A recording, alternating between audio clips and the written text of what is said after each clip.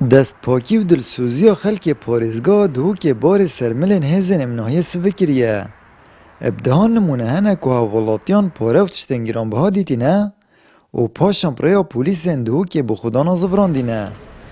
Ev ê çendê jî seqamgirî û xweşbawerî û emnahî li vê deverê çespandîne.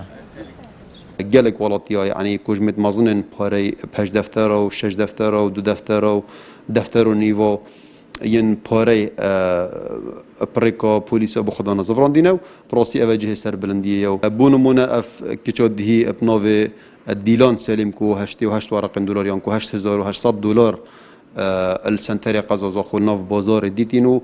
yani şiya bi xwe bibetin û kesê nezanî jî yani dilê wê neçûye ku we para bi xwe raketin pirêka polîsan piştî peywendî hêla 104 ya polîsên hewaratina duhokê kirî ekser ew pare bi xwedanî hatine zivrandin. Ev jî bûye çendê zivrêtin ku welatiyên me baweriyeka baş ya hêzên me polîsa hey û welatên me destpakin. Eldemê vedîtina kelûpel û kujmên pareyên berzekirî jî hevwelatî penayê bû dezgehên emnahiyê û ragihandinê bendakûyî malî bi xwedana vegerînin. Pabendbûn payînê pîrozê Îslamê jî eger bûye ku xelek parastina dabûnerît û rewiştên ciwan bikin û mafên hevdû parêzin. Gelek cara meteniyetên vedirke emanetet inayne vedirke heke pare heke swîçe heke rêçarine heke çanteke heke mobaylin gelek çetey muhim اتصالات مکری کو افتش میدیدی برای کی زیر برزکن زیرت خبر زکن دادر کون زیرت خود گل خبرن کابانیا ویجی فقیره کاچا مهم برزکرن تلفن کی گویی خود ابراهیم زیرت خود برزکرین چند نه باید چند نه گویی واقعا تقریبا نزدیکی سر هشته ورقه داره الحمدلله ما آگهداری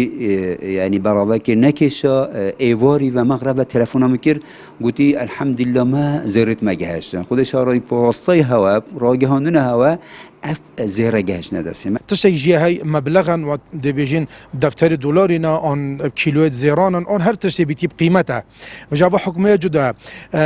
جابر خودش رازي بيت بيجيتن پیغمبر رخصت دامه صلوات خود سربن اگر تشتي که بچيك ام بين نبا يبي قيمت بيتو دلي خدان دفرانه بيتن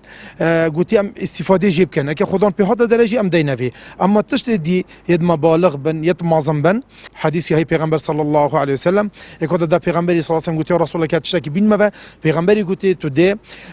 وصفه توش برکی و هر وصفه تو ده بیجی خلکی که تشتگ من دیتی حسا اگر اکاتو خدان لیدر که دفاع وصفه ده بی خلال سالی که اگر سالی چو کس پینا هدا در هنگی شرعا حکم شریعتی و اوی حق هی بخو استفاده جیب کتن. سرای قیران دارایی و روش برتن که هاولاتیان لیاکنجین دهو که خلکی که دست پاک و حلال خوره. روشتن برزن هاولاتیان جی پیامک ابو برپرس و کاربدستن وی ولاتی کوچاف خلکی خوب کن و دست پاک بن. آمد بریفکانی، کانال آسمانی پیام، دهوک.